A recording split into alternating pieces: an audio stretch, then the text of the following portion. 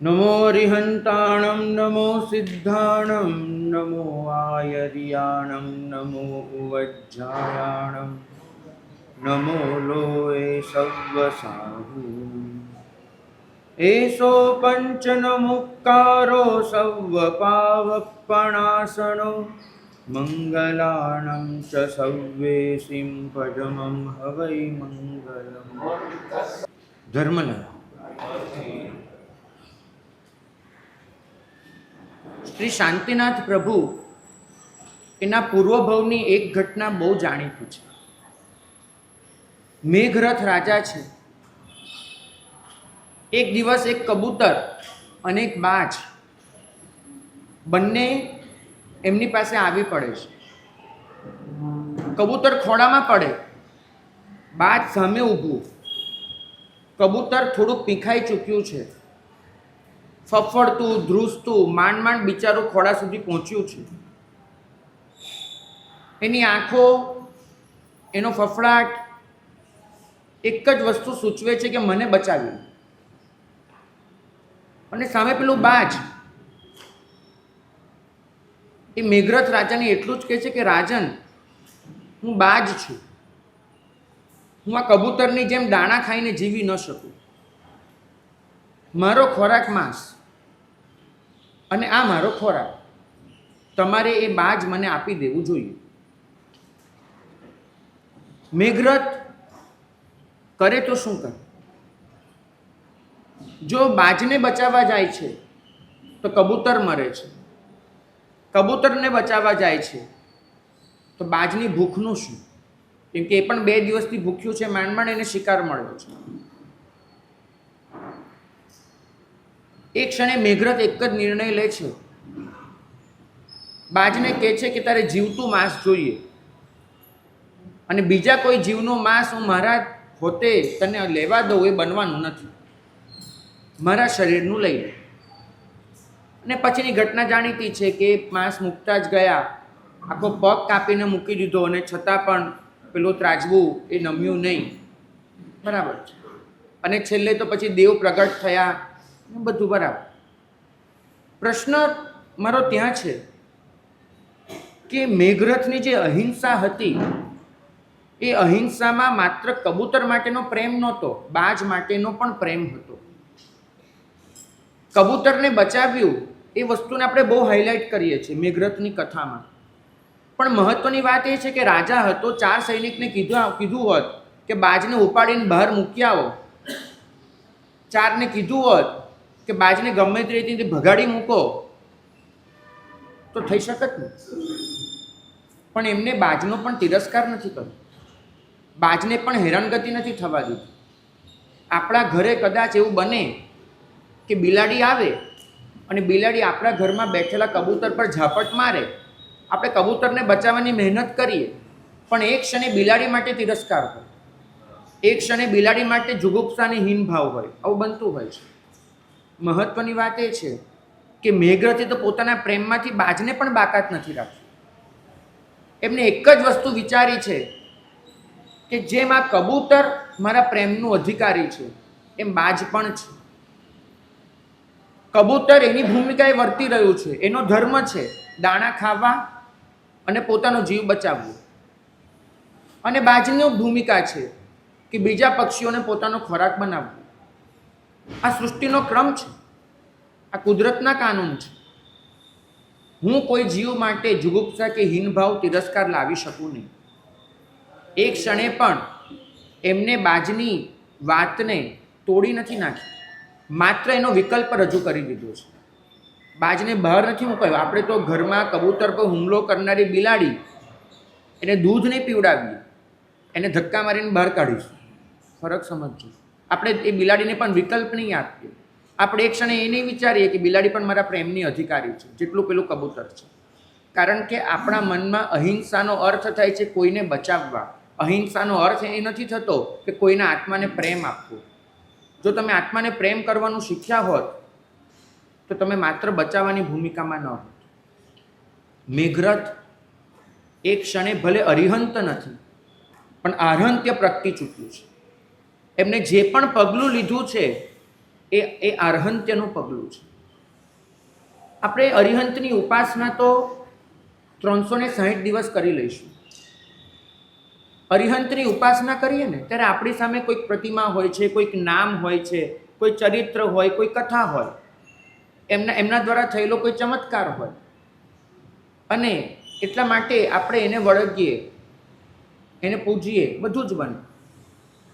પણ વર્ષમાં માત્ર 2 દિવસ મળે છે તમને અરિહંતમાં રહેલા અરહંત્યની ઓળખાણ કરવા માટે, અરહંત્યની ઉપાસના કરવા માટે.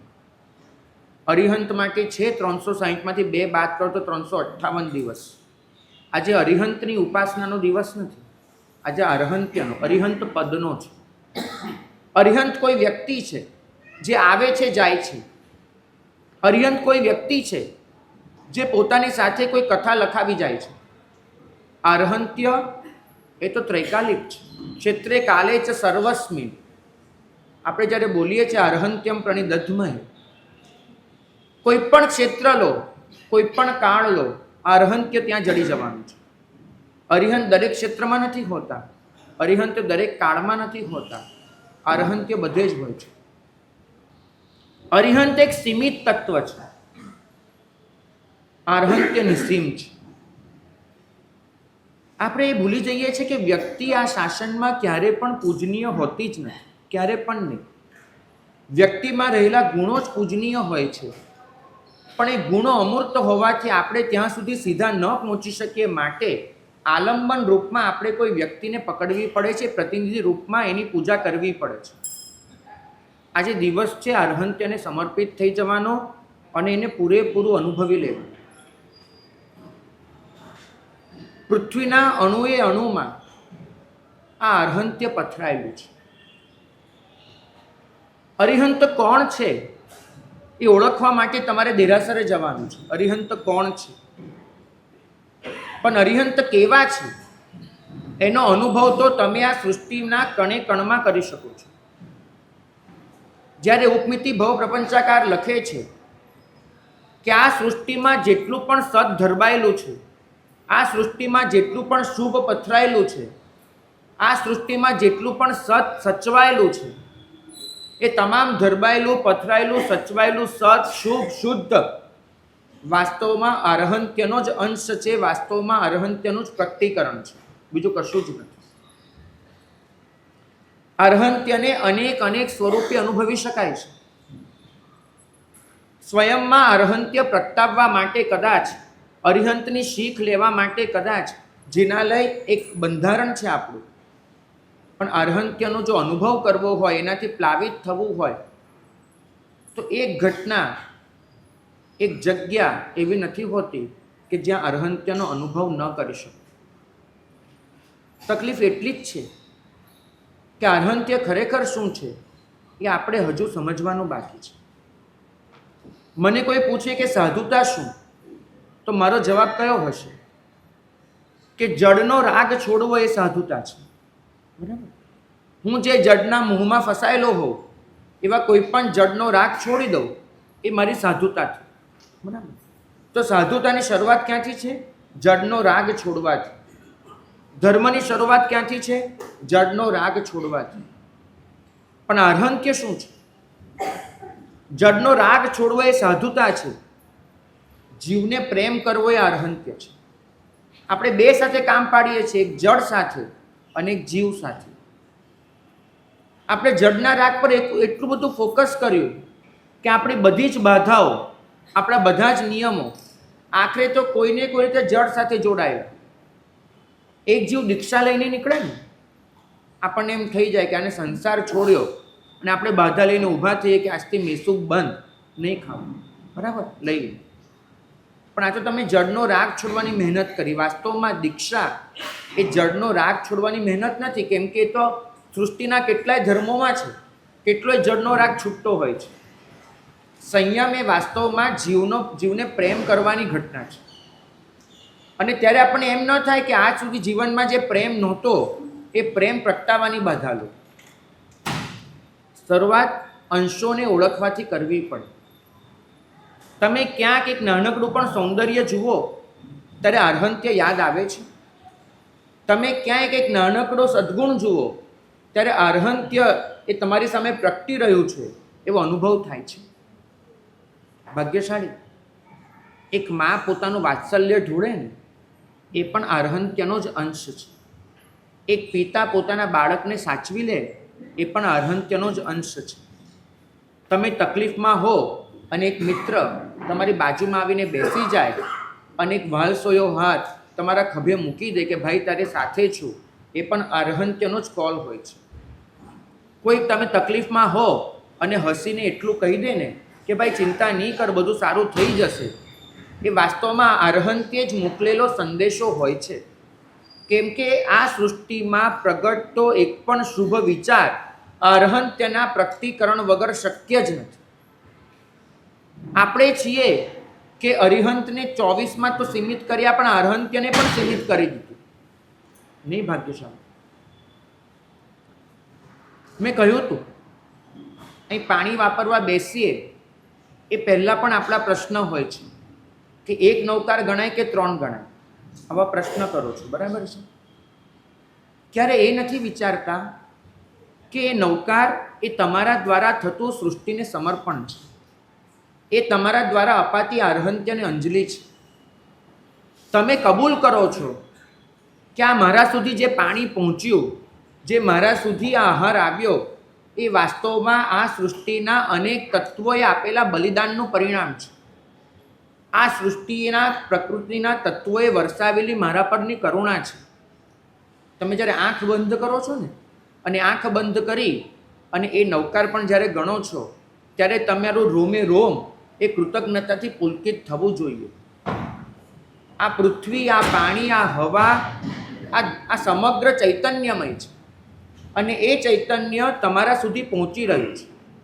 આ ચૈતન્યને આ રીતે આપવાની અનુજ્ઞા કોને આપી? પ્રભુ. તમે ક્યારે કોઈ ગૃહિણીને રોટલી કરતા જુઓ ગેસ પર ત્યારે યાદ આવે છે કે આ પહેલી રોટલી તો આ સૃષ્ટિની આદિનાથે બનાવી હતી? યાદ કરો છો કોઈ દિવસ? કોને શીખવાડી હતી? 100 કળા. એક માટીનું પાત્ર પણ આદિનાથ દાદાએ શીખવાડ્યું. ખોરાક કેમ રાંધવો એ પણ આદિનાથ દાદાએ શીખવાડ્યું. તમારી જિંદગીની એક ઘટના એવી દેખાડો કે જે દાદા આદિનાથે શીખવાડેલી ન હોય. સ્થૂળ રૂપમાં પણ અર્હંત્યને અનુભવ કરી શકો તો કાલે કદાચ સૂક્ષ્મ રૂપમાં અનુભવી શકશો.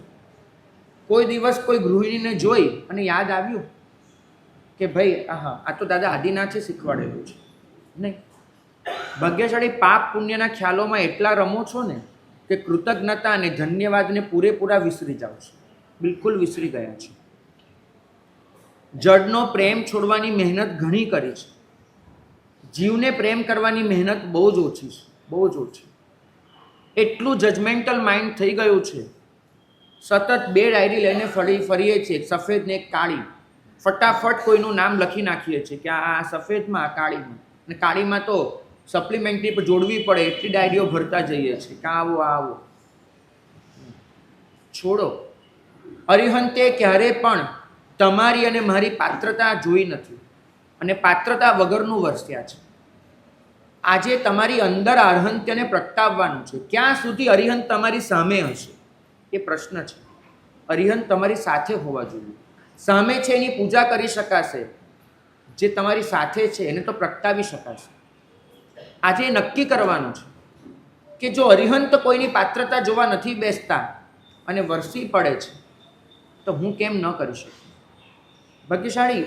સહેલું છે. એક બાજને પણ પ્રેમ આપવો, એનો પણ તિરસ્કાર ન કરવો. આપણે હોય તો બાજને 2 ઉપદેશના વાક્ય કહી દઈએ, અરે ભાઈ આ માંસાહારે તારું અકલ્યાણ કરશે, તું નરકે જઈશ, વગેરે વગેરે. મેઘરથ રાજાએ બાજને એક લીટીનો ઉપદેશ આપ્યો છે. એની ભૂમિકાનો સ્વીકાર કરી લીધો છે. આ એની ભૂમિકા છે. અર્હંત્ય એ ક્યારે પણ માલિકી ભાવમાં નથી માનતું. અર્હંત્ય માત્ર આપવામાં માને છે. હું આપું, હું સમર્પિત કરું અને છું. અર્હંત્ય હંમેશા ધન્યવાદમાં માને છે. તમે તો રમૂજ થાય, અરિહંત પર પણ માલિકી કરો. દેરાસરમાં તમારા ભગવાન પણ નક્કી હોય કે આ ભગવાનનો અભિષેક તો હું જ કરું, આ ભગવાન તો મારી જ અષ્ટપ્રકારી પૂજા માટે. તમે તો અરિહંતની પ્રતિમા પર પણ માલિકી કરો અને જે સ્વયં આપણને માલિકી ભાવ છોડવાનું કહે છે. આર્હંત્ય એની વ્યાખ્યા જો કરવી હોય તો 14 રાજલોકના દરેક જીવ પર વ્યાપી ગયેલી કરુણા એ જ આર્હંત્ય છે. સૃષ્ટિના કણે કણમાં આજે આર્હંત્ય પથરાવ્યું, એનો અનુભવ કેવી રીતે થાય? એ અનુભવ કરો ને તો વાસના છૂટી જાય તમને. માનો કે તમે રસ્તેથી પસાર થાવ છો અને ક્યાંક કશું સૌંદર્યમય જુઓ છો. એક સરસ કમળ ખીલેલું છે, એક સરસ ગુલાબ ઉગેલું છે. તમને પહેલો વિચાર કયો આવે? આ ફૂલને અહીંથી લઈ અને પ્રભુને ચડાવો. બરાબર? જો ભક્ત હો તો આવો વિચાર આવે. અને જો ભોગી હો તો કેવો વિચાર આવે? કે આને લઈ લઉં અને ક્યાંક એનો ઉપયોગ કરો. અને જો માલિક હો, નહીં ભક્ત, નહીં ભોગી, નહીં માલિક, તો ગુલાબને ઉખાડી નાખો ગમે તેમ, એને મસળી નાખો, છુંડી નાખો ને ફેંકી દો. તમારી 3 જ ભૂમિકા છે કોઈ પણ વસ્તુ સાથે કામ પાડવાની. કાં તો ભક્ત બનો છો, કાં ભોગી બનો છો, કાં માલિક બનો છો. પણ જેને આર્હંત્યનો અનુભવ કરવો છે ને, એ તો ગુલાબ આગળ ઊભો રહી જશે અને જોશે કે આ સૃષ્ટિના આ પૂતગલોમાં આવું સૌંદર્ય પ્રગટી શકે એ કોના લીધે? પૂતગલને આ વસ્તુ કોને આપી? જે પૂતગલ અત્યંત અશુભ રૂપે પણ પથરાઈ શકતું હતું, એ આવું શુભ બનીને ખીલી ઉઠ્યું. પૂતગલોનો આવો ઢાંચો રચાયો. એમાં પેટ્રોલ કોણ? એમાં એનર્જી કોની વપરાય? ઉર્જા વગર તો કશું જ શક્ય નથી. તો એ પૂતગલને ઉર્જા આપનાર કરો, સૌંદર્ય આપનાર કોણ? અરિહંત છે, આર્હંત્ય છે.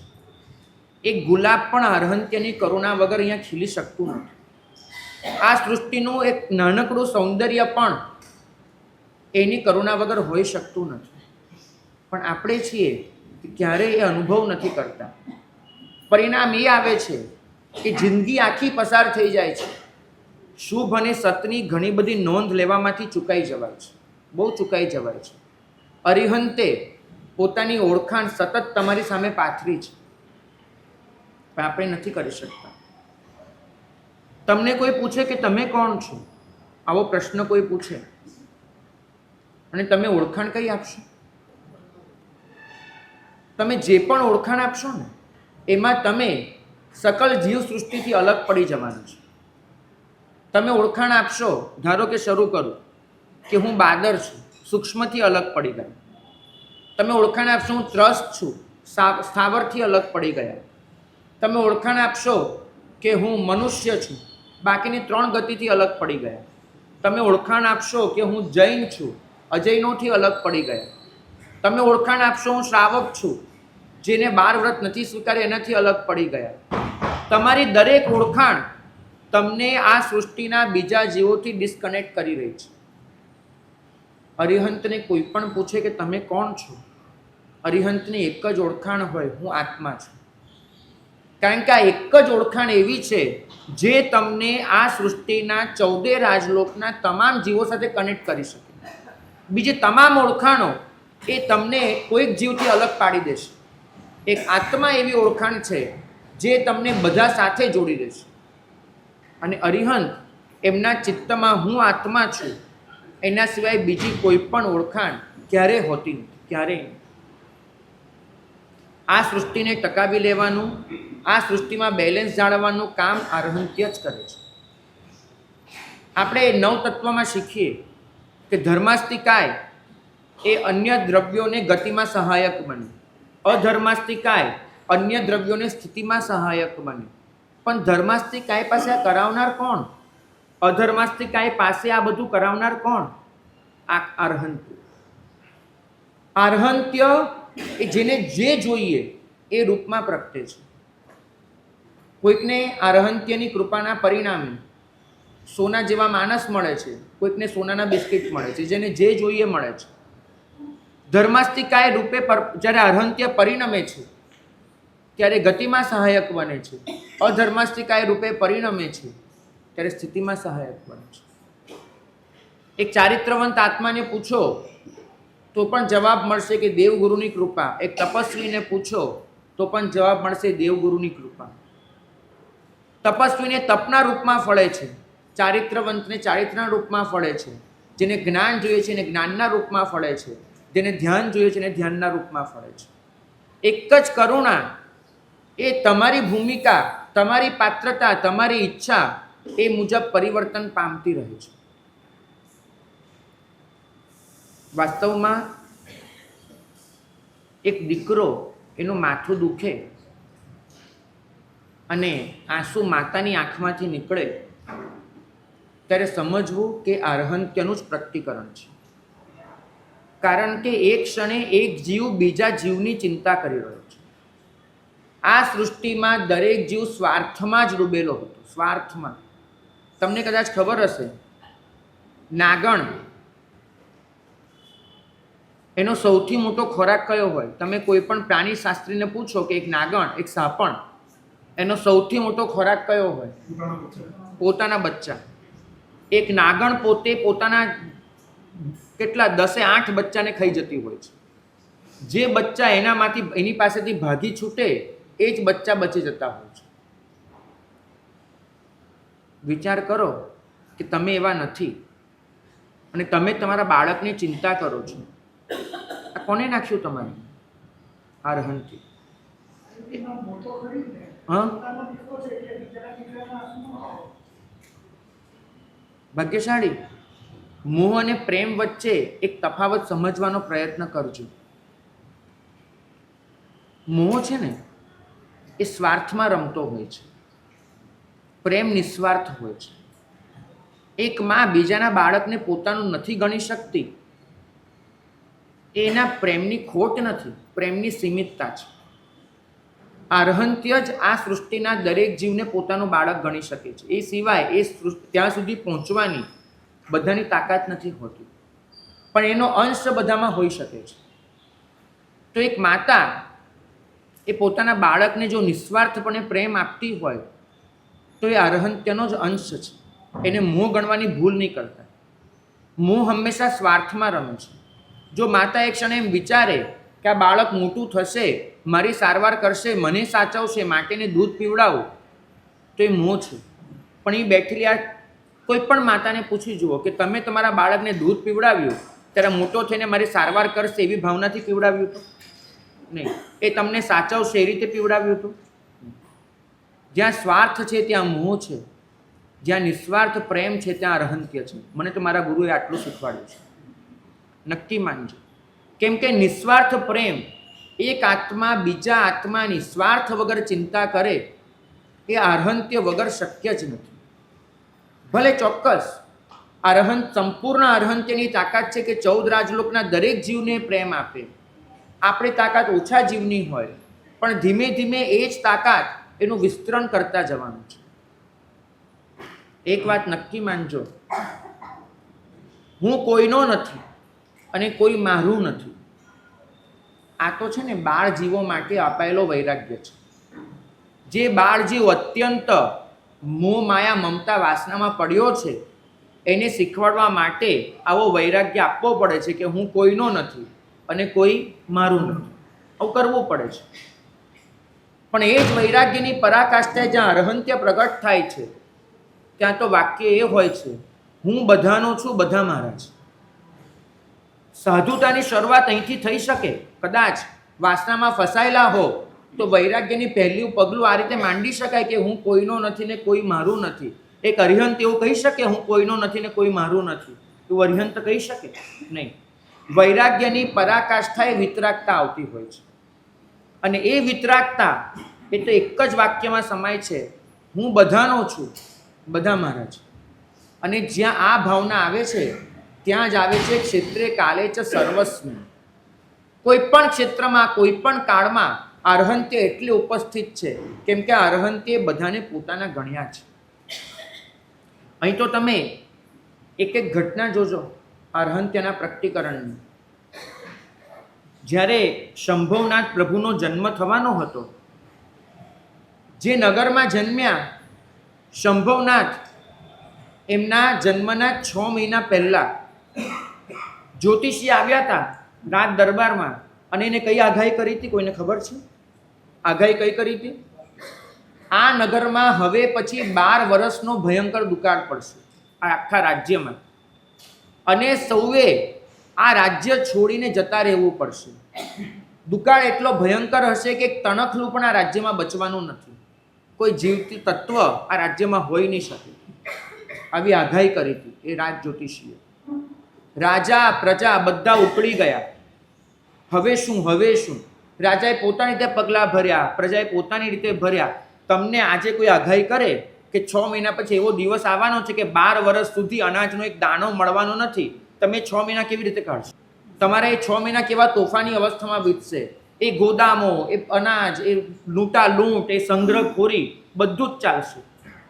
6 મહિના પ્રજાએ હાલાકીમાં પસાર કર્યા અને દુકાળ જ ન પડ્યો. પડ્યો જ નહીં દુકાળ. બધે લીલા લહેર, રાજી ખુશી. રાજાએ જ્યોતિષીને 12 સૈનિકો મોકલીને પકડી મંગાવ્યો, દરબારમાં ઊભો કર્યો, તલવાર એના ગળા પર મૂકી રાજાએ કે તારી આ વસ્તુ શું, આનો શું મતલબ તારો? અમને પ્રજાને કેટલી હેરાન કરી તે.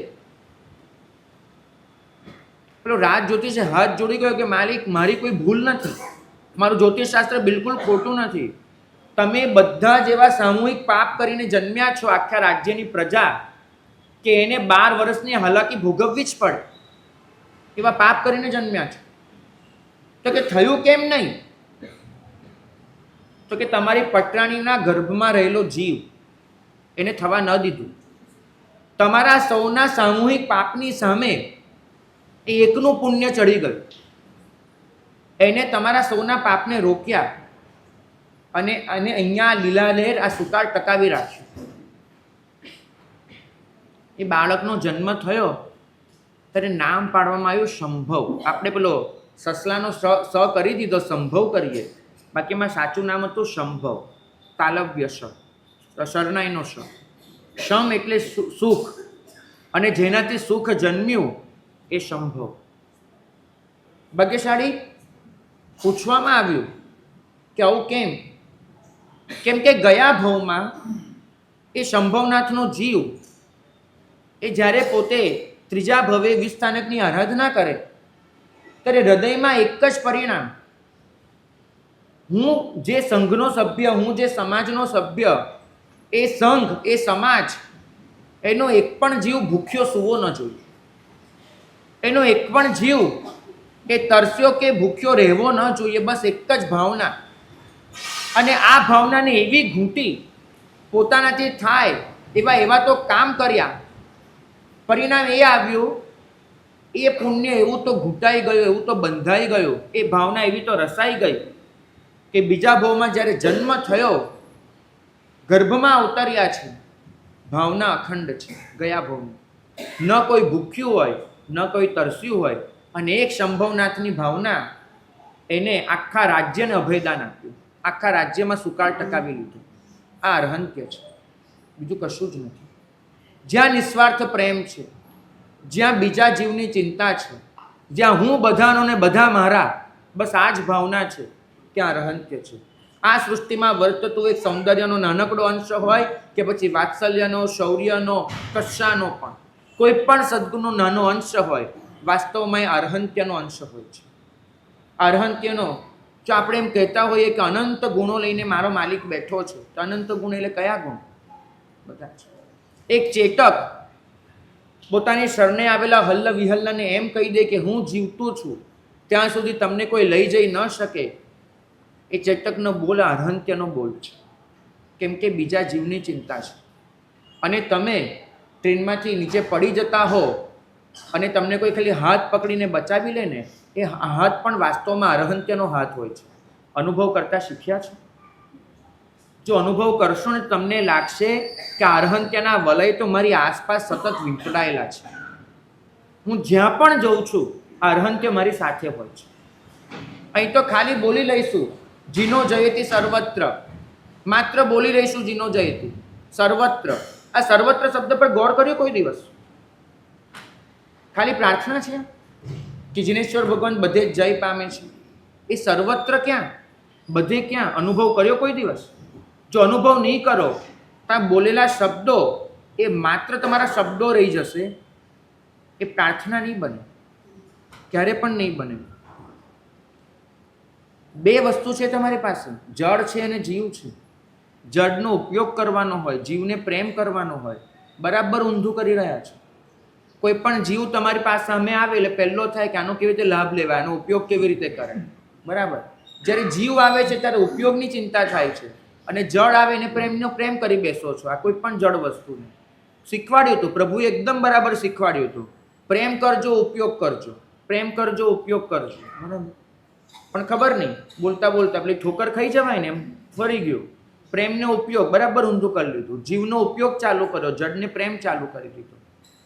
અને આપણે જે દિવસે બદલી દીધું, સકલ જીવ સૃષ્ટિ સાથે તાદાત્મ્ય જોડી દીધું. સમવસ્ત્રણમાં પ્રભુએ એક બહુ સરસ દાખલો ગણાવેલો, તમને બધાને ગળે ઉતરી જાય એવો દાખલો છે. તમે વિચાર કરજો. બેન, માત્ર તમે તમારા સુખની ચિંતા કરો અને તમને સુખ મળે અને તમે ખુશ થાવ એવી શક્યતા કેટલી? માનો કે એને 1% ગણો, 1 પોઈન્ટ ગણો, 1 પોઈન્ટ જેટલી શક્યતા કે તમને જોઈતું મળ્યું અને એનાથી તમે ખુશ થયા, તો તમારી પ્રસન્નતા 1 પોઈન્ટ, બરાબર. હવે માનો કે તમારા બાળકનો જન્મ થયો. હવે તમે શું કર્યું કે બાળક સાથે તમારા ચૈતન્યને જોડ્યું. હવે બાળક પરીક્ષામાં પાસ થાય અને એને સ્કૂલમાં ઇનામ મળે અને તમે ખુશ થાવ છો? તમને ઇનામ મળ્યું? તમને વાહવા મળી? નહીં. તમને કંઈ પણ મળ્યું છે? નહીં. અને છતાંય તમે ખુશ થાવ છો, એનું કારણ શું? કેમ કે બાળક સાથે તમે તમારા ચૈતન્યને જોડ્યું, એની ખુશીને તમે તમારી ખુશી ગણી. તો તમારી ખુશી હવે કેટલી થઈ? 2 પોઈન્ટ. 1 પોઈન્ટ તમારી ખુશીનો અને તમે ચૈતન્ય જોડ્યું તો 2 પોઈન્ટ ખુશી થઈ. હવે માનો કે તમે તમારા પતિ સાથે એને જોડો છો, તો તમારી ખુશી કેટલી થઈ? 3 પોઈન્ટ. પ્રભુ કહે છે કે તમે તમારું ચૈતન્ય એને જેટલા લોકો સાથે જોડતા જાઓ ને, એટલી તમારી ખુશી વધતી જવાની. કેમ કે પછી દરેકની ખુશી એ તમારી ખુશી બનતી જાય, બરાબર. પણ માનો કે તમે આમ કરતાં કરતાં તમે અનંત જીવો સાથે પોતાના ચૈતન્યને જોડી દીધું, અનંત જીવોની ખુશી એને પોતાની ખુશી ગણી લીધી, તો હવે તમારા ખુશ થવાના ચાન્સ કેટલા? અનંત.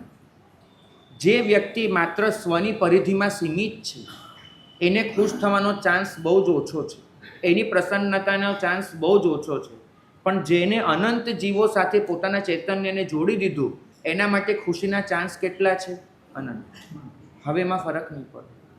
પ્રભુ જ્યારે કહે છે ને કે દરેક જીવમાં તારા આત્માનું દર્શન કરી લે, ત્યારે વાસ્તવમાં પ્રભુ તમને પ્રસન્નતાનો ચાન્સ આપી રહ્યા છે કે જો તું એ જીવ સાથે તારા ચૈતન્યને જોડી દઈશ, તારા આત્માનું દર્શન એ જીવ સાથે કરી લઈશ, તો તારી ખુશી બેવડાતી જશે અને તું અનંત ખુશીમાં પહોંચી જઈશ. અનંત સાથે ચૈતન્યને જોડીને બેઠેલો જીવ એ ક્યારે પણ નાખુશ થઈ શકતો જ નથી. આપણે છીએ કે ધર્મની શરૂઆત તો કરી દીધી, ધર્મની પૂર્ણાહુતિ સુધી નથી પહોંચી રહ્યા. ધર્મની શરૂઆત ક્યાંથી થાય? અપુનર્બંધક અવસ્થામાં દાખલ થાય અને જીવને બોધ થાય, હું આત્મા છું. સ્વમાં આત્માનો બોધ એ ધર્મની શરૂઆત છે. સર્વમાં આત્માનો બોધ એ ધર્મની પૂર્ણાહુતિ છે. સ્વમાં આત્માનો બોધ તો કરી લીધો, અહીંયા બધાને ખબર છે ને કે આપણે આત્મા છીએ, કોઈ બાકી છે નહીં. તો સ્વમાં આત્માનો બોધ તો કરી લીધો, સર્વમાં ક્યારે કરીશું? સર્વમાં જ્યારે આત્માનો બોધ કરીશું ત્યારે જ આપણને વાસ્તવિક રીતે એ ખુશીના ચાન્સ મળશે. તમે દરેક જીવને જો પોતાનું આત્મદ્રવ્ય ગણી લો તો તમારા માટે પાપ કરવું શક્ય જ નહીં રહે. પ્રભુના એ વાત્સલ્યમય સ્વરૂપનો અનુભવ કરવા માટે આ જિનાલય છે. પ્રભુના એ વિતરાગી સ્વરૂપનો અનુભવ કરવા માટે આ જિનાલય છે. સર્વ સાથે પોતાના આત્માને જોડાણ કરવા માટે આ જિનાલય છે. આપણે બધા જ છીએ. પૂજાના કેવા કેવા નિયમો તમે પૂછો છો, ખબર છે? અમારી પાસે આવો ને, ઘણી બધી વખત એટલી રમૂજ થાય. સાહેબ 13 અંગે પૂજા કરવાની હોય ને, 9 અંગ અને તિલક 13 થાય. સાહેબ પેલી વાટકીમાં 9 વાર આંગળી બોલવાની કે 13 વાર? સાહેબ ઘણ જમણા હાથે વગાડવાનો કે ડાબા હાથે? સાહેબ આપણે જ્યારે પ્રદક્ષિણા ફરતા હોઈએ ત્યારે દુહો મનમાં બોલવાનો કે જોરથી બોલવાનો? તમે વિચાર તો કરો. કેવા આમ સાવ આવા નિયમોમાં તમે બસ એમાં જ અટવાઈ રહ્યા છો, એ જ બધું પૂછી રહ્યા છો, એ જ સમજવાની મહેનત કરી રહ્યા છો. આજ સુધી કોઈ આવીને મને એવું નથી કીધું કે સાહેબ અરિહંત પાસે જઈએ ત્યારે અર્હંત્યનો અનુભવ કેવી રીતે કરવો, સાહેબ એ અમને કહો. નથી પૂછતું કોઈ. અહીં આવે છે દરેક જણ વિધિ શીખવા, નિયમો શીખવા, આ બધું કરવા આવે છે. સારું છે, શીખો, સારું જ છે. કેમ કે યુનિફોર્મ હોવું જોઈએ, એક વિધિ, એક બંધારણ હોવું જોઈએ. પણ એની પણ પેલે પાર કશુંક છે જે અંદરને સ્પર્શે છે. વિધિ તો દિમાગથી થશે ને બધું, પણ દિલ જેવું પણ કંઈક હોય છે કે જેમાં તમે અર્હંત્યને અનુભવી શકો. તો ક્યારે એ શીખવાનો પ્રયત્ન કરો. સાહેબ એ અનંત ગુણ આપણે કાયમ બોલતા જઈએ છીએ કે અનંત ગુણનો માલિક છે, અનંત ગુણનો માલિક છે. અનંત ગુણ કયા? ક્યારેક આવીને પૂછો સાહેબ આ સૃષ્ટિમાં સર્વત્ર જો જીન પથરાયેલા હોય તેનો અનુભવ કેવી રીતે, અમારે કેવી રીતે દર્શન કરવા, પૂછો. પણ તમે ક્યારેય નથી પૂછતા. તમારા માટે પૂજા મહત્વની થઈ ગઈ છે, અનુભવ નહીં. તમારા માટે ઉપાસના મહત્વની થઈ ગઈ છે, અહેસાસ નહીં. અને જ્યાં સુધી અનુભવ નહીં કરો, અહેસાસ નહીં કરો, ત્યાં સુધી અર્હંત્ય તમારા જીવનમાં નહીં પ્રગટે. એક વસ્તુ છે, કોઈના લંબાયેલા હાથને જો તમે અર્હંત્યનો હાથ ગણી ન શકો તો બહુ સ્વાભાવિક રીતે તમને સામો હાથ લંબાવવાની ઈચ્છા નહીં થાય. તમે જેનો અનુભવ કરો છો એ જ આપી શકો છો. ભાગ્યશાળી. છાશ પીઓ અને ઓડકાર ખીરનો આવે એવું બને નહીં. જે પીશો ને એ જ ઓડકારમાં બહાર આવવાનું છે. તમે ખીર પીશો તો ઓડકાર ખીરનો હશે, છાશ પીશો તો ઓડકાર છાશનો હશે. અહીં તો નજરમાં જ એટલી નેગેટિવિટી સમાઈ ગઈ છે, અર્હંત્ય દેખાતું જ નથી. ત્યારે મારા ઓડકારમાં અર્હંત્ય ક્યાંથી આવવાનું? જો હું અર્હંત્ય પીને તૃપ્ત ન થઉં, ઓડકાર તો તૃપ્તિનો હોય છે. હું આ સૃષ્ટિમાં બધી જ જગ્યાએ અર્હંત્યને અનુભવીશ, એના દર્શન કરીશ, તો મારા ઓડકારમાં અર્હંત્ય આવવાનું છે, તો મારા વર્તનમાં અર્હંત્ય પ્રગટવાનું છે. પણ એ ન જ કરું અને માત્ર હું અરિહંતની પૂજામાં જ સીમિત રહી જાઉં તો અર્હંત્ય પ્રગટશે ક્યારે? અહીં તો કાવસક પારીએ ત્યારે આપણે શું બોલીને પારીએ છીએ? નમો અરિહંતાણમ. બરાબર, આવું બોલીએ છીએ. બરાબર. નવકારના પહેલા જે 5 પદ છે એમાં 5 નમસ્કાર છે. બરાબર. નમો અરિહંતાણમ, નમો સિદ્ધાણમ, નમો આયર્યાણમ, આવા નમસ્કાર. તો અનંત અરિહંત, અનંત સિદ્ધ, અનંત આચાર્ય. બરાબર. કોઈ માણસ નમો આયર્યાણમ, નમો સિદ્ધાણમ બોલીને કાવસક કેમ ન પારી શકે? કોઈ દિવસ વિચાર કર્યો? હું શા માટે નમો સિદ્ધાણમ બોલીને કાવસક ન પારી શકું? કેમ 5 નમસ્કારની વેલ્યુ ઓછી વધતી છે? નમો અરિહંતાણમ કરતાં નમો સિદ્ધાણમની વેલ્યુ ઓછી છે, નમો આયર્યાણમની ઓછી છે, એવું માનો છો તમે? તો શા માટે નમો અરિહંતાણમ જ બોલીને કાવસક પારવાનો છે? કેમ કે જે જગ્યાએ વ્યાખ્યા થઈ છે આ અર્થોની, ત્યાં લખ્યું છે કે નમો સિદ્ધાણમનો અર્થ કરીએ ત્યારે અર્થ કરતી વખતે અરિહંતાણમ પદને વચ્ચે રાખવાનું છે. એટલે અર્થ આવી રીતે કરવાનો છે, નમો અરિહંતાણમ સિદ્ધાણમ, નમો અરિહંતાણમ આયર્યાણમ. તમે પેલું છે ને શું કરો, ઉપરનું નીચે લેવાનું છે એના માટે. શું કોઈ બોલ્યું? અહીંયા ઉપર પ્રમાણે નીચે લેવાનું હોય તેના માટે તમે કરો ને ડિક્ટો. હા, બસ આ શબ્દ જ કીધું તો, ડિક્ટો. એ ડિક્ટો 4 પદમાં લેવાનું છે. નમો અરિહંતાણમ સિદ્ધાણમ, નમો આયર્યાણમ સિદ્ધાણમ. અર્થ એ કરવાનો છે કે સિદ્ધ સાથે મારી સીધી નિસ્બત નથી, પણ જેમને પોતાના જીવનમાં અર્હંત્યને ખીલવવાની પૂરી મહેનત કરી અને સિદ્ધિ ગતિ પામી એમને મારા નમસ્કાર. જે અર્હંત્યને કેવી રીતે ખીલવવું એની શિક્ષા આપે છે, એના આચાર શીખવાડે છે, એ આચાર્યોને નમસ્કાર. જે અર્હંત્યને કેવી રીતે ખીલવવું એનું જ્ઞાન આપે છે, ઉપાધ્યાયોને નમસ્કાર. જે અર્હંત્યને કેવી રીતે ખીલવવું એ પોતાના વર્તનથી શીખવાડે છે, એવા સાધુઓને નમસ્કાર. નમો લોએ સત્વ સાહુણમ એ પદની વ્યાખ્યા અરિહંતાણમ પદને વચ્ચે રાખ્યા વગર થઈ શકતી નથી. પરિપૂર્ણ નવકાર તો એક જ પદનો છે, નમો અરિહંતાણમ. પણ એ અર્હંત્ય આપણી સામે પંચ પરમેષ્ઠી રૂપે ખીલતું હોય છે, માટે આપણે 5ને નમસ્કાર કરીએ છીએ. અને માટે એક જ પદથી આપણે આપણા કાવસકની પૂર્ણાહુતિ કરી શકીએ છીએ. અર્હંત્યો જો જીવનમાં ન પ્રગટે, અર્હંત્ય મારા તમારા જીવનની સુવાસ ન બને તો પછી આ અર્હંત્યની ઉપાસના કર્યાનો કોઈ જ મતલબ નથી. આજના દિવસમાં આપણે બધા જ નક્કી કરીશું આજે અર્હંત્યની ઉપાસના કરવી છે, કોઈક વિચાર કરશે કે હું આઈમ્બિલ કરીશ, કોઈક વિચાર કરશે કે હું નમો અરિહંતાનમ પદની 20 માળા ગણીશ, કોઈક 12 સાથિયા કરશે, 12 પ્રદક્ષિણા આપશે. આ બધી તો ક્રિયા થઈ, વિધિ થઈ, સારું છે, કરવું જ જોઈએ. પણ આટલા દિવસમાં એ બી વિચાર કરવો પડશે ને, આ બધાની સાથે હું મારા જીવનમાં અર્હંત્ય પ્રગટાવવાની મહેનત કેવી રીતે કરીશ. આજના દિવસ જો અર્હંત્ય પદનો મળ્યો છે તો એ કેવી રીતે લાવીશ. તમે તો પાછું અર્હંત્ય પદની ઉપાસનામાં એવું વિચારો છો કે આજે હું રોજે 5 ભગવાનની પૂજા કરું તો આજે 25 ભગવાનની કરીશ. તમે તો એવું વિચારો પાછા. એટલે હરીફરીને પાછી અરિહંતની પ્રતિમા આવીને ઊભી. અર્હંત્ય તો ન ચાલે. પ્રતિમા પાસેથી જે શીખવાનું છે એ અર્હંત્ય છે. ચોક્કસ આપણે ખુદ અર્હંત્યને સર્વોચ્ચ કક્ષાએ પ્રગટાવી શકીએ એમ નથી, તો દર્પણ બની, માધ્યમ બની. તમે આ જિનાલયમાં જુઓ, કુંથુનાથજીમાં દીવો આટલો છે, દર્પણ કેવા સરસ છે. દીવાનો પ્રકાશ જો પરમાત્મા પર પડે ને તો ખાલી એક જગ્યાએ સ્પોટ રચાય, પણ એ દીવો એની પાછળ તમે અરીસો મૂકો છો, પરિણામ શું આવે છે? એ જ પ્રકાશ સમગ્ર પ્રતિમા પર પથરાય છે. આજે આપણે અર્હંત્ય માટે અરીસો બનવાની મહેનત કરીએ, બાકી સાડી અર્હંત્ય અહીંયા આવે છે, આપણે અરીસો બનીએ અને અરીસો બની અને 14 રાજલોકમાં એ અર્હંત્યને ફેલાવી દઈએ. એક શ્રાવક, એક સાધુ, એનું કર્તવ્ય આટલું જ હોય છે. એ પોતાની જાતને હંમેશા માધ્યમ રૂપમાં ગણતો હોય છે કે અર્હંત્યની કરુણા મારા વાટે વહી નીકળે અને 14 રાજલોકમાં ફેલાઈ જાય. તમને ખબર છે અહમ તિથયર માયા, બરાબર?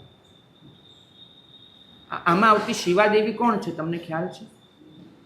શિવાદેવી કોણ છે? નેમનાથ પ્રભુની માતા, બરાબર? હા, શિવાદેવી.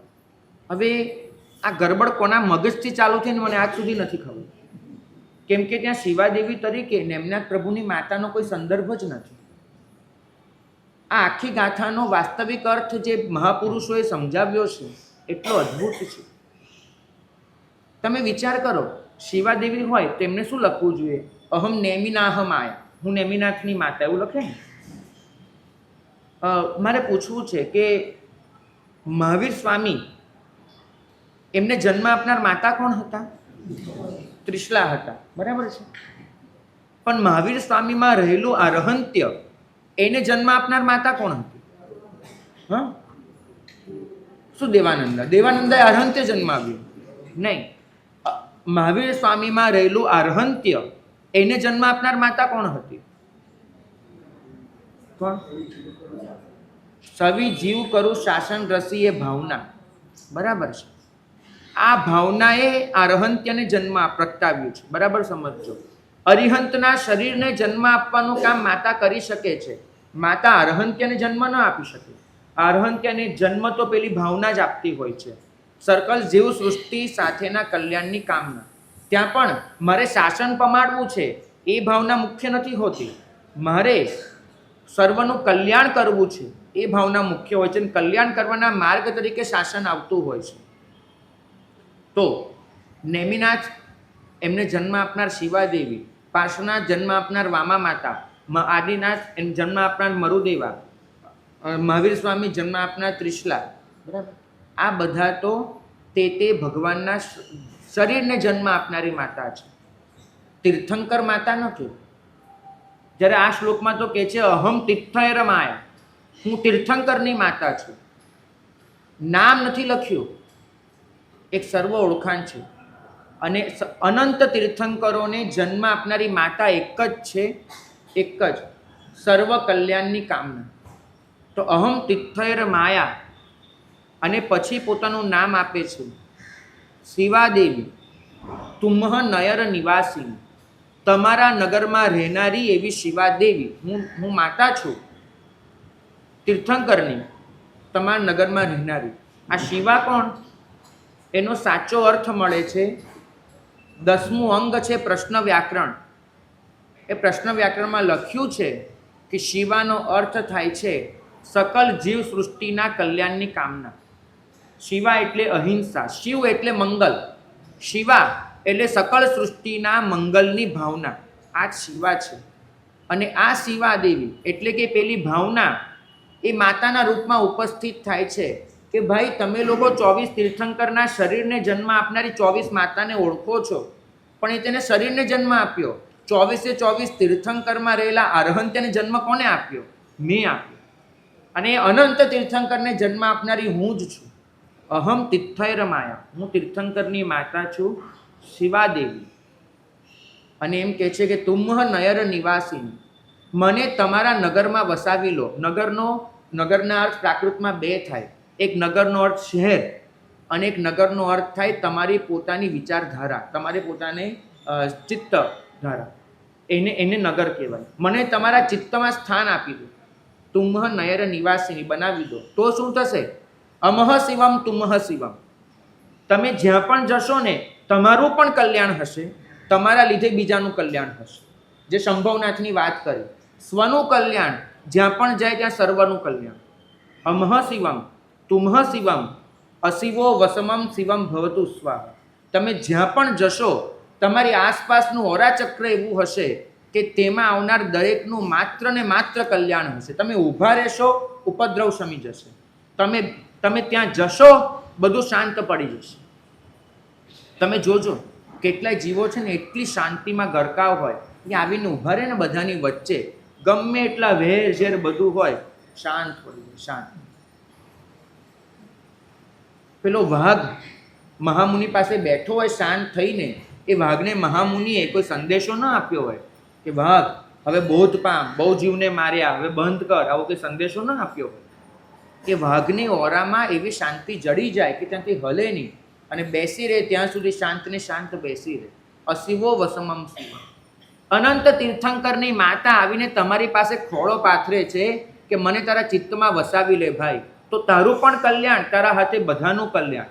તું જ્યાં જઈશ ત્યાં માત્ર કલ્યાણ કલ્યાણ કલ્યાણ હશે. અને આપણે પણ કોને ગોતવા નીકળ્યા? પાછા અરહંત્યને છોડીને અરિહંતને પકડ્યા, શિવાદેવીને યાદ કર્યા કે એમનાથની માતા આવી ગઈ છે. જુઓ, તમે ત્યાં પણ બાકાત નથી રાખતા.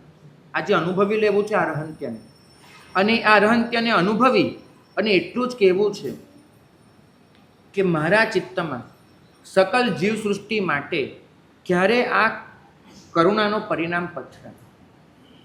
દરેકના સુખને મારે મારું સુખ ગણવું છે, દરેકના દુઃખને મારે મારું દુઃખ ગણવું છે. હું જ્યારે પ્રેમ પાથરવા નીકળું ત્યારે મારા પ્રેમની ત્રિજ્યામાંથી કોઈ જીવ બાકાત ન હોઈ શકે. થયું છે એવું કે તમે વાસનામાં એટલા ગરકાવ હતા ને, એટલે વાસના છોડાવવા માટે તમને કેટલીક નેગેટિવિટી પકડાવવી પડે. તમે કોઈના નથી, કોઈ તમારું નથી, એક પકડાવવું પડ્યું. તમને બીજું પકડાવવું પડ્યું કે આ બધું છે ને હેય છે, છોડી દો, કરવું પડ્યું. સૌંદર્યના એવા માલિક બનવા જતા હતા એટલે તમને કહેવું પડ્યું કે જ્યાં સૌંદર્ય જુઓ ને ત્યાં આંખો મીચી દો, સૌંદર્ય સામે બીજી વાર નજર ન કરો. તમને શીખવાડવું પડે. વાસનામાં એટલા ગરકાવ થતા હતા એટલે તમને કહેવું પડ્યું, દરેક વસ્તુની એક નેગેટિવ બાજુ દેખાડવી પડે. બરાબર?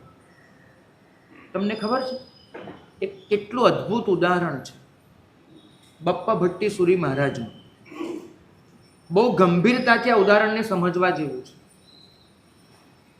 આમ રાજા એને બપ્પા ભટ્ટી સુરી મહારાજની પરીક્ષા કરવા માટે એમની પાસે એક ગણિકાને મોકલી. ગણિકા આવી, એને પોતાનાથી થઈ શકે એ બધા જ કાર્યો કર્યા, પણ બપ્પા ભટ્ટી સુરી મહારાજ હલ્યા નહીં. છેવટે લગભગ આપણી કથામાં જે નથી બનતું એવું ત્યાં બન્યું છે કે ગણિકાએ બપ્પા ભટ્ટી સુરી મહારાજનો હાથ પકડી લીધો અને હાથ પકડી અને પોતાના શરીર પર, પોતાના અંગો પર ફેરવવાનો ચાલુ કર્યો. આપણે ત્યાં જેટલી પણ આવી વિકાર વિજયની કથાઓ છે, પરીક્ષાની કથાઓ છે, એમાં કદાચ આ સ્ટેપ નથી આવતું હોય. સ્થૂલિભદ્ર કોશામાં પણ આ સ્ટેપ નથી. ઘણી બધી કથાઓમાં તમને આ નહીં જડે. અહીંયા એ બન્યું છે કે જે અંગો અત્યંત વિકાર જન્માવી શકે, જે સ્પર્શ વાસનામાં ગરકાવ કરી શકે, એ અંગો પર પેલી ગણિકાએ હાથ લઈ અને ચાલુ કર્યું. બપ્પા ભટ્ટી સુરી મહારાજ હતા. એમને નક્કી કર્યું હતું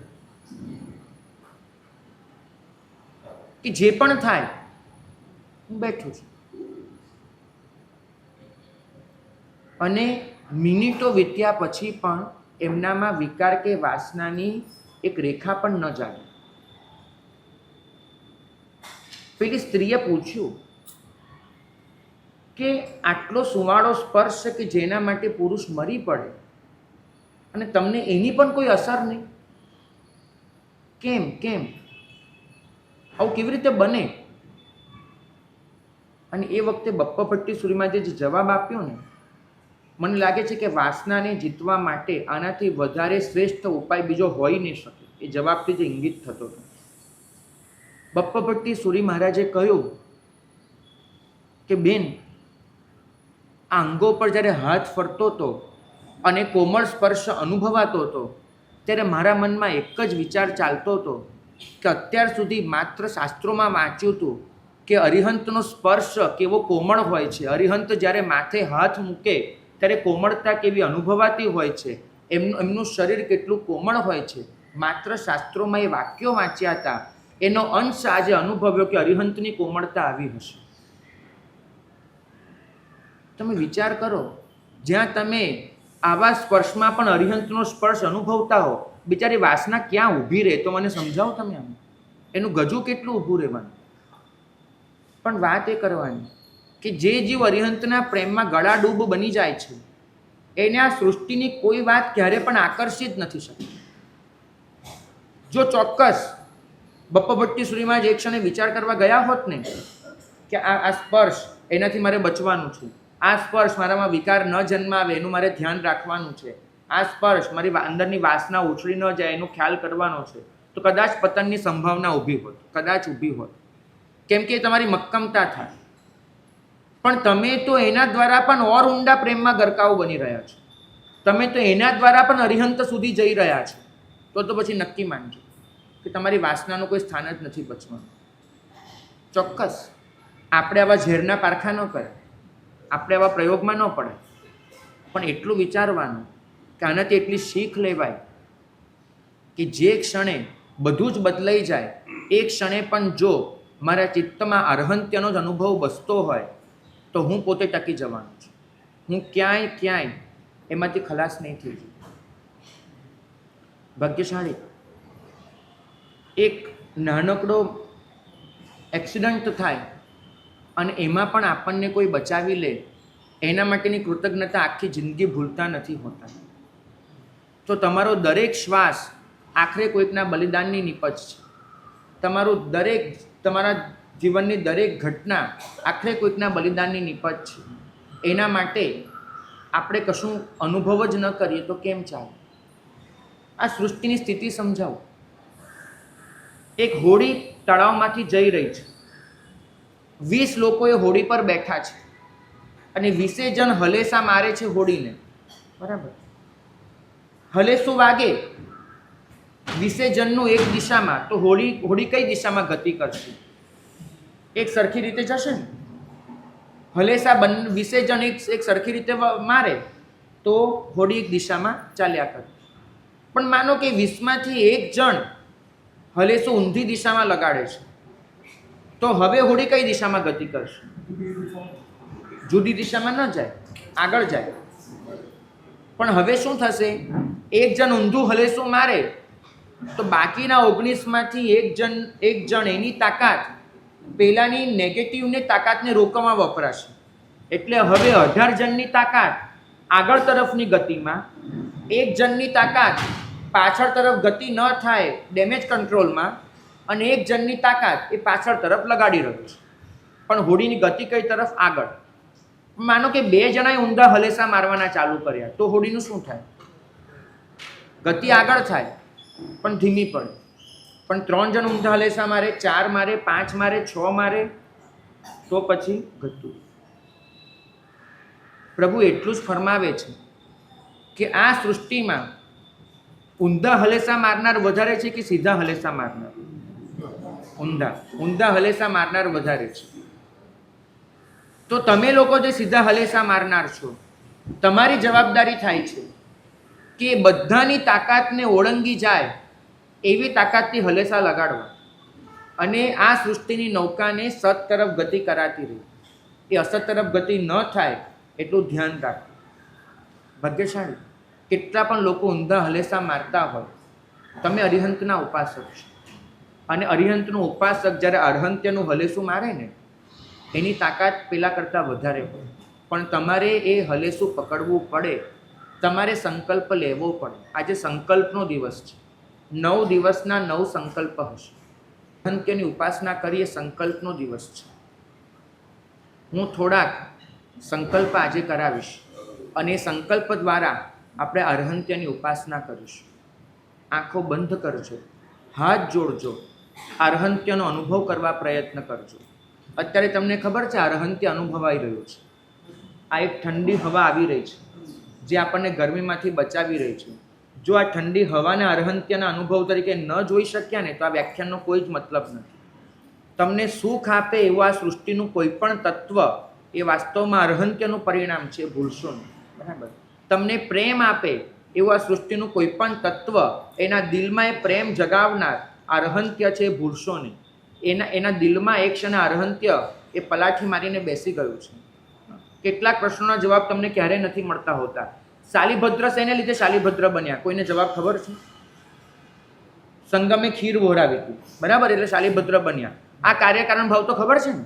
સંગમે ખીર વહોરાવી માટે શાલિભદ્ર બન્યા. એક પ્રશ્ન પૂછું છું, સંગમને ખીર વહોરાવાનું મન કેમ થયું?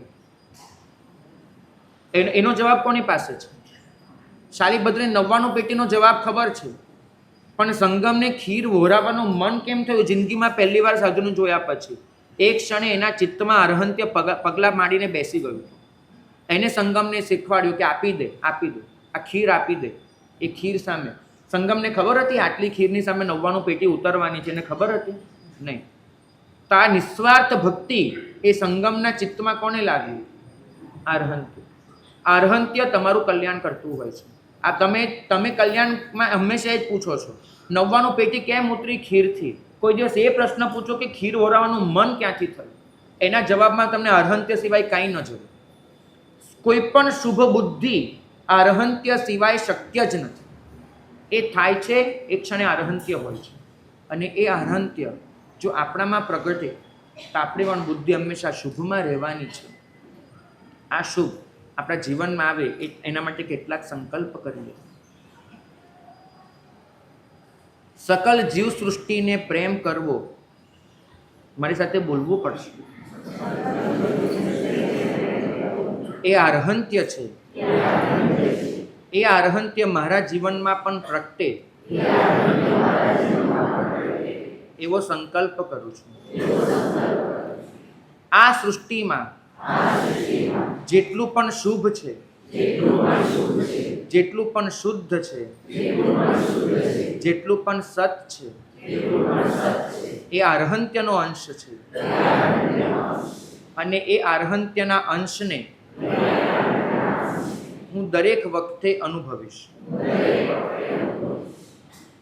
મારા પર જે પણ કરુણા વરસે છે, મારી સાથે જે પણ સારું બને છે, એ અરહંત્યની કૃપા છે. એનો અનુભવ કરીશ અને બીજાને પણ એ અનુભવ કરાવીશ.